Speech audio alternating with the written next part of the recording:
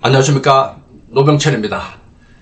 2025년 다시 한번 인사드립니다. 여러분 복 많이 받으시고요, 건강하시고요, 계획하고 계시는 모든 일들이 다 이루어지시기를 진심으로 바랍니다. 이 책을 제가 작년에 냈습니다. 제목이 특이하지 않습니까? AI 손자병법입니다. AI 손자병법. 이 책은 저의 평생 동안 공부하고 연구했던 손자병법하고 또 AI가 챗 GPT 4.0이 번역한 것하고 이렇게 잘 혼합시켜서 협업을 해서 이 책이 나왔습니다. 다시 말해서 세계에 있는 수많은 자료들, 정보들을 다 담고 있는 챗 GPT와 또 인간 손자병법 마스터인 제가 협업했다는 그 뜻입니다. 굉장히 의미가 있지 않습니까? 그래서 매스컴에서도 이 책을 다뤘고요. 또 아는 분들은 이렇게 저에게 또 많은 연락을 주셨습니다. 어떻게 이런 발상을 했느냐고. 어쨌든 이 책이 작년에 나왔고요. 제목이 AI 손자병법인데요. 이 책 중에 오늘은 2025년을 맞이해서 여러분과 같이 나누고 싶은 얘기를 지금부터 제가 영상으로 준비를 합니다. 이 책의 마지막 부분에 보면은 생각 정리라는 것이 있어요. 질문을 제가 했습니다. 챗 GPT에게 챗 GPT, 마지막으로 물을게. 이 질문은 너무나 중요해서 아무리 많이 해도 지나치지 않을 거야. 전 세계의 모든 데이터를 꼼꼼하게 검색해서 죽을 때 후회하지 않기 위해서는 어떻게 살아야 하는지를 찾아내고 알려줘 하는 이런 얘기입니다. 이런 질문을 챗 GPT에게 제가 던졌습니다. 그러니까 이런 답변이 나왔어요. 물론 이 답변들이 100% 그냥 무조건 받아들이라 이런 뜻은 분명히 아닙니다. 그런데 제가 이 AI를 계속 사용하면서 깜짝 놀란 것이요, 많은 자료들이, 최신의 자료들이 제가 볼 때는 쓸만하다는 겁니다. 쓸만하다. 물론 전문적인 어떤 영역에서는 많이 모자랍니다. 약점도 많고요. 그것은 저같이 이런 전문가들이 분별하면 됩니다. 그래서 좋은 것만 받아들이면 충분히 우리는 인공지능을 우리와 같이 갈 수 있다는 생각을 하게 됩니다. 자, 이렇게 제가 질문을 던졌잖아요. 어떻게 인생을 살아야지 후회가 없는가? 우리는 죽을 때 되면은 임종할 때 유언을 하잖아요. 그때 보면 굉장히 후회를 많이 해요. 수많은 임종의 그런 사례들을 보면은, 아, 내가 왜 이렇게 살았느냐. 너무너무 인생이 빠르다. 인생이 아쉽다. 내가 조금 더 행복했으면 좋았을 텐데, 조금 더 웃었으면, 가족과 함께 더 많은 시간을 가졌으면, 이런 생각도 많이 해요. 사랑한다는 말도 더 자주 할 걸. 이런 얘기들을 임종 때 많이 합니다. 대부분의 얘기는요, 내가 일을 더 많이 했어야지 이런 얘기는 안 한다고 그래요. 조금 더 열심히 일을 더 했어야지 이런 얘기 안 합니다. 네. 그래서 챗 GPT가 제가 질문한 이 내용을 정리했는데 많은 참고가 될 것 같아요. 자, 보십시다. 챗 GPT가 답을 했어요. 죽을 때 후회하지 않기 위해 우리가 어떻게 살아야 하는지 그 답을 전 세계 모든 지혜와 경험에서 모아본다면 몇 가지 불변의 원칙을 찾을 수 있습니다. 불변의 원칙이라고 말하고 있어요. 이 원칙들은 동서고금을 초월해 많은 철학자, 심리학자, 성인, 그리고 지혜로운 이들이 강조한 것들입니다. 야, 이 데이터 괜찮겠죠? 이런 백그라운드를 가지고 검색한 결과 드디어 어떻게 살아야 할지 그 답이 나왔습니다. 첫 번째입니다. 진정한 자기 이해의 수용. 내 자신을 진정 이해를 하라는 겁니다. 딴 사람보다도 살아가면서, 인생을 살면서 내가 도대체 누군가를 다시 한번 깊이 생각해 보라는 겁니다. 너 자신을 알라라는 고대 격언처럼 자신의 진정한 모습을 알고 받아들이는 것은 가장 중요한 삶의 전제입니다. 자신이 무엇을 두려워하고 무엇을 원하는지 명확히 알 때 우리는 삶의 방향을 분명히 찾을 수 있습니다.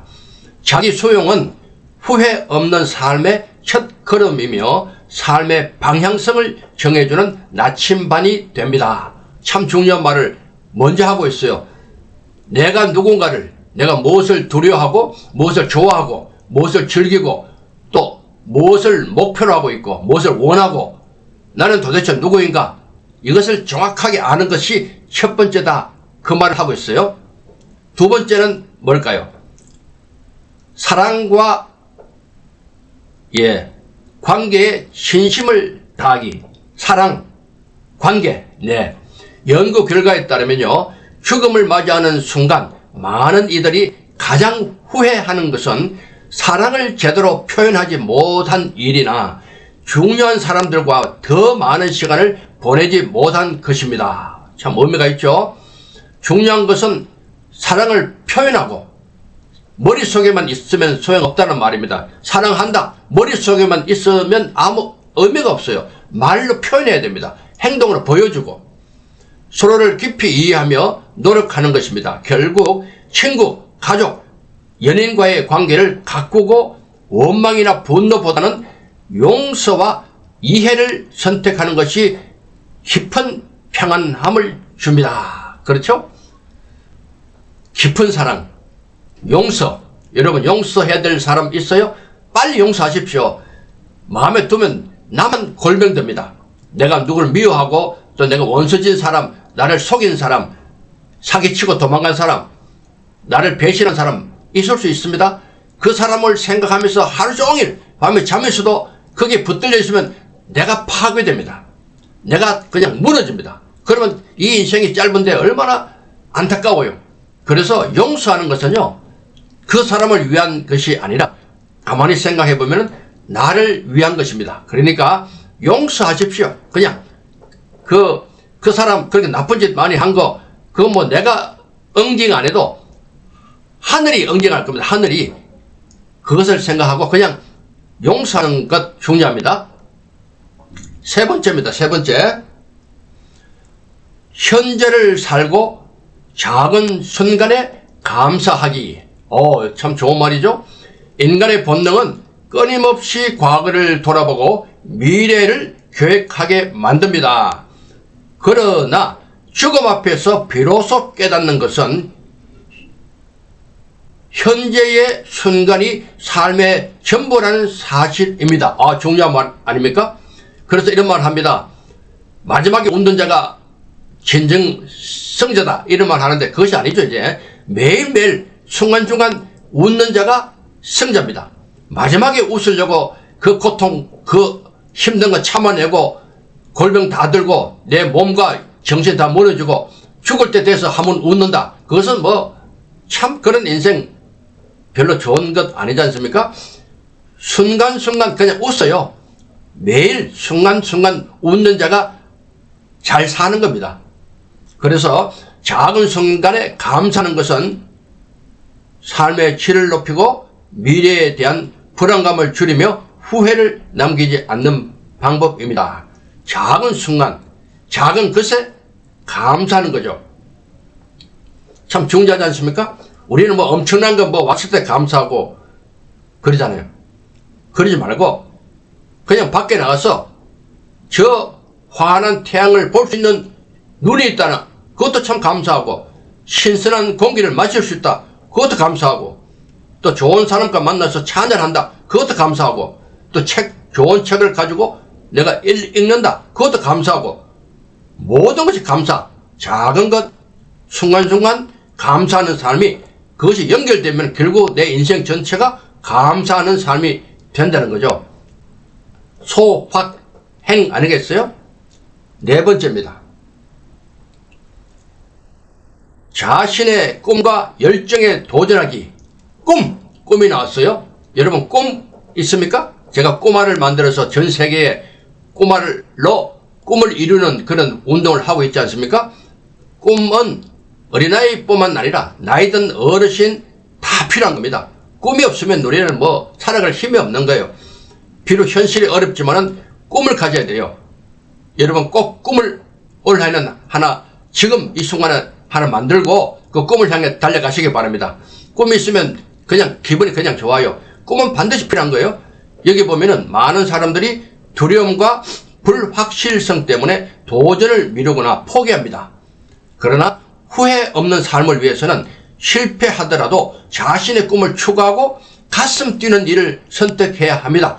가슴 뛰는 일, 여러분 있어요? 야, 가슴이 뛰어야 되는데 나이가 들면 가슴 뛸 일이 별로 없어요. 갑자기 옆에서 누가 확 나타나면 가슴이 뛸지 몰라도 자동차가 와다 급브레이크 앞에서 밟아보세요. 가슴 뛰죠. 그럴 때 말고 그냥 너무 내가 갖고 있는 생각이, 꿈이 너무 좋으면 가슴 뛸 수 있어요. 그러니까 늘 좋은 생각, 좋은 꿈을 가지면요, 그것 때문에 가슴이 뛸 수 있단 말입니다. 여러분 가슴 뛰기 바랍니다. 가슴이 우리는 안 뛰고 있어요. 가슴 뛰는 일을 만들기 바랍니다. 삶의 막바지에서 그 도전들이야말로 자신을 충만하게 채운 시간으로 기억될 것입니다. 매 순간순간 가슴 뛰는 그런 삶을 살면 우리가 인생을 마칠 때는 우리의 인생은 가슴 뛰는 인생이 된 겁니다. 그래서 우리가 찾아서라도 가슴 뛰는 꿈을 찾고 늘 가슴 뛰는 그런 삶을 스스로 만들기 바랍니다. 5번째입니다. 배움과 성장을 멈추지 않기. 인간은 계속해서 성장하고 배우며 자신의 한계를 확장할 때 만족감을 느낍니다. 배우고 발전하려는 끝없는 배움의 자세는 후회 없는 삶을 위한 원동력입니다. 배우는 것을 멈추지 않는 사람은 나이를 초월해 삶의 생기를 유지하고 죽음 앞에서도 두려움보다 성취감을 느낍니다. 네, 맞습니다. 끝없이 우리는 배워야 돼요. 공부하고. 공부 멈추는 순간 우리는 끝입니다. 공부는 해야 돼요. 죽을 때까지 책을 보고 연구하고 머리 쓰고, 치매도 머리를 계속 쓸 때 이게 굉장히 예방되지 않습니까? 자꾸 머리를 써서요. 가만히 있으면 뇌가 죽어요. 뇌는 본래 생존을 위해서 존재합니다. 생존. 나머지는 그냥 게을러가지고 생존에 직결되지 않으면 뇌가 그냥 활동을 안 한다고 그러잖아요. 뇌과학적으로. 그러니 자꾸 도전하고 또 자꾸 배우고, 새로운 언어, 중국어도 배우고, 영어도 배우고, 독일어도 배우고, 일본어 배우고, 이런 새로운 어학을 공부하는 것도 굉장히 도움이 돼요. 계속 배우면 뇌가 활성화되거든요. 그래서 우리는 끊임없이 손자병법도 공부하고, 이순신도 공부하고, 성경도 계속 공부하고, 계속 공부하는 거 죽을 때까지 멈추지 않기를 바랍니다. 6번째입니다. 자연과 연결되어 살기. 와, 자연. 텔레비전에 보면은 자연인 인기 많지 않습니까? 처음에는 별로 인기 없다가 이거 몇 년 사이에 엄청 인기가 좋았어요. 왜냐하면 사람들이 동경하잖아요. 이 바쁜 스트레스 많은 세상에 이렇게 자연인들이 산에서 사는 모습 보니까 굉장히 부럽기도 하고 그렇잖아요. 자연과 함께 사는 거 참 좋은 거예요. 병도 낫고 또 마음도 낫고 이런 것들이 상당히 많이 있지 않습니까?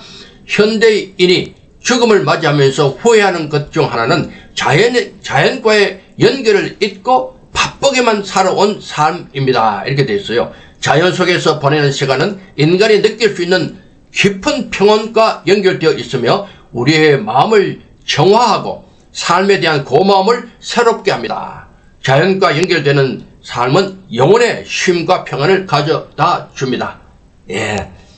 자, 가끔 산으로 가세요. 가끔 바다로 가세요. 한적한 곳에 그냥 걸어 보십시오. 자연과 나 직접 밀착하십시오. 맨발로 걷기도 하고요. 가급적 나가서 운동하세요. 자연을 법삼아 운동하는 것 참 좋아요. 걷는 거.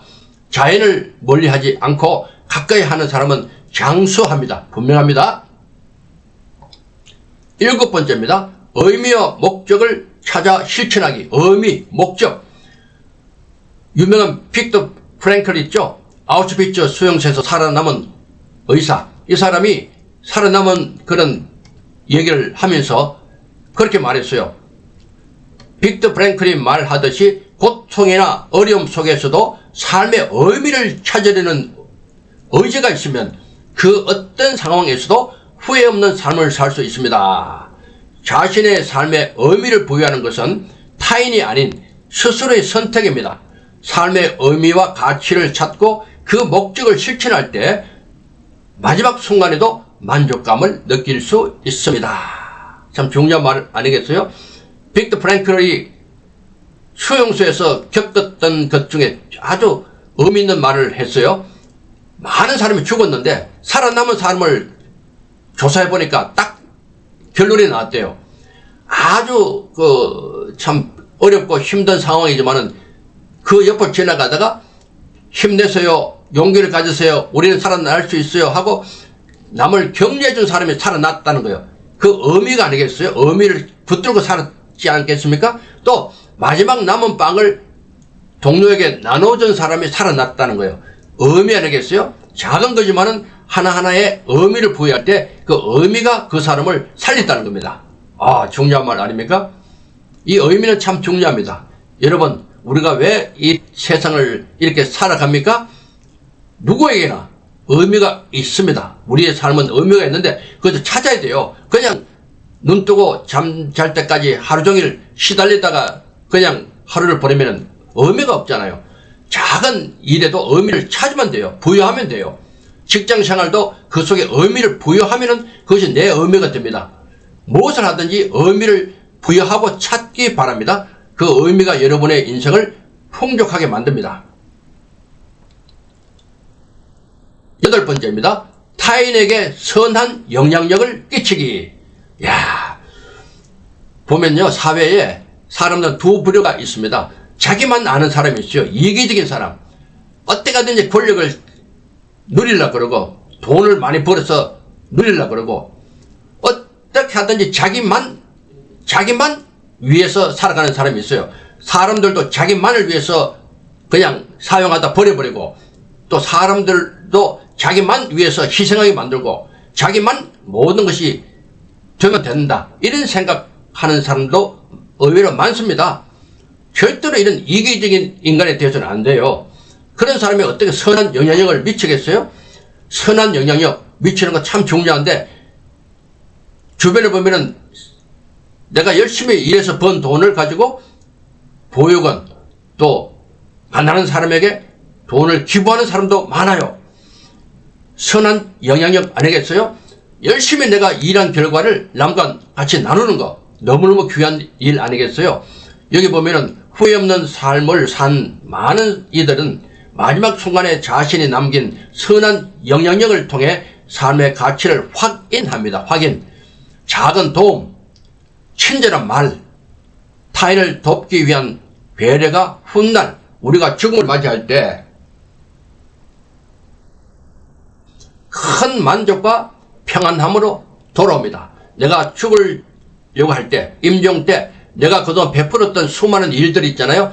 돈도 나누어주고 먹을 것도 나누어주고 내 옷도 벗어가주고 말도 따뜻하게 해주고 누구에게 격려해주고 용기를 주고 이렇게 했던 수많은 일들이 내가 죽을 때 나는 잘 살았구나, 나는 후회가 없어, 내 인생이 괜찮았어 라고 말을 할 수 있지 않겠습니까? 가능한 기부도 많이 하는 거 좋아요. 기부.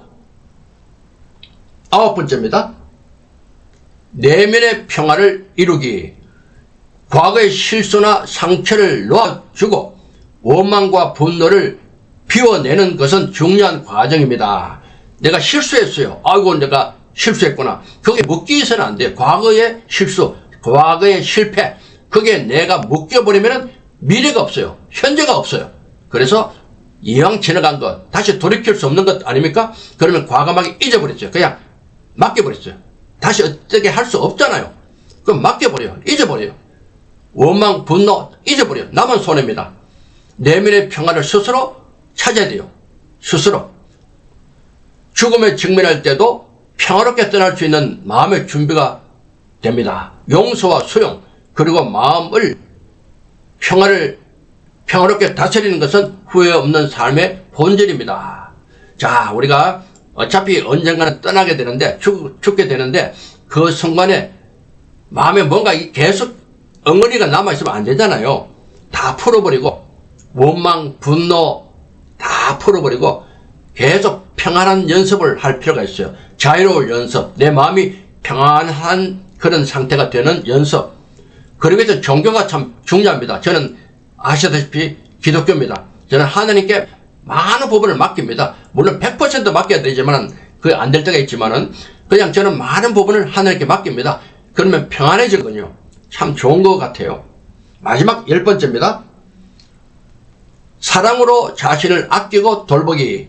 우리는 많은 경우 타인에게 베풀고 도움을 주기 위해 살아가지만 정작 내 자신을 돌보는 일은 소홀합니다. 아, 맞는 것 같아요. 남에게는 신경 쓰이고 남에게는 관심이 가고 남을 어떻게 해주겠다는 마음이 있어가지고 도와주고 하지만 정작 내 자신을 돌보지 못할 때가 많다는 그 얘기입니다. 내 자신부터 소중히 여기고 자중자애, 나를 더 귀하게 여겨야 된다. 그 말을 하고 있는 거예요. 죽음 앞에서는 자신을 소중히 대하지 못한 것에 대한 후회가 크다고 합니다. 건강, 정신적인 여유, 스스로에 대한 존중은 후회 없는 삶의 필수 조건입니다. 이 모든 것은 결국 진정성 있게 나답게 사는 삶으로 귀결됩니다. 나답게 사는 삶. 남과 비교하다 보니까 내가 없어요. 누구는 어느 대학 가고, 누구는 어떻게 해서 좋은 직장이 있고, 누구는 돈 많이 벌고, 누구는 어떤 아파트를 샀고, 누구는 저렇게 높은 자리에서 떵떵거리고, 자꾸 남과 나를 비교할 때 나는 무너집니다. 내 인생을 그렇게 비교하면서 살다 죽게 만들 것이 좋겠어요? 아니죠. 여러분 잘 판단해야 돼요. 내 위치를 잘 알고 그 속에서 내가 스스로를 자중자애, 나를 중하게 여기고 나를 사랑하는 겁니다. 아, 나는 괜찮아. 나는 됐어. 나는 훌륭해. 나는 괜찮은 사람이야. 스스로에게 자꾸 격려하고 스스로를 위로할 필요가 있다.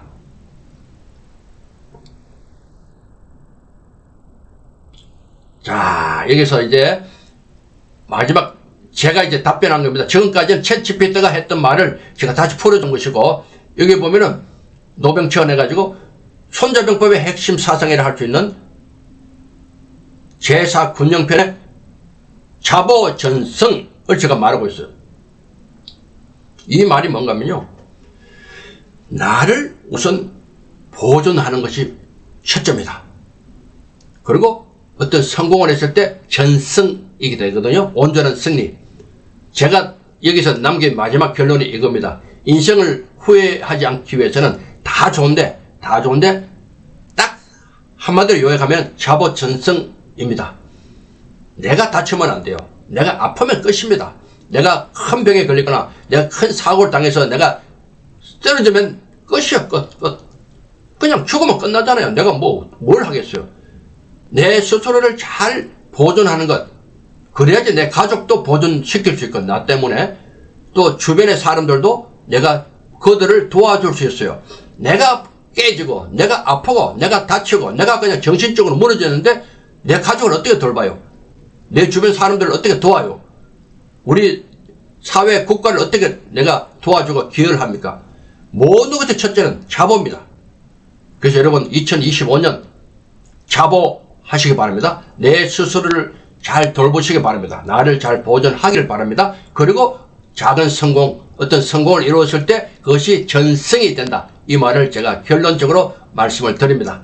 자, 어때요? 여러분 이 책 AI 손자병법, 이 책에는 30가지, 인생의 가장 중요한 30가지를 챗 GPT와 같이 나누면서 만든 그런, 여기 세계 최초 시도라고 되어 있어요. 네. 실제로 이렇게 한 적이 없어요. 손자병법이라는 책을 가지고 인간 마스터와 챗 GPT가 서로 협업해서 만든 책은 이게 세계 최초입니다.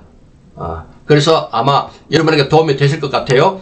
여러분 2025년 여러분 모두가 건강하시고 행복하시고 순간순간 감사하고 늘 웃기 바랍니다. 좋은 일 많을 겁니다. 감사합니다.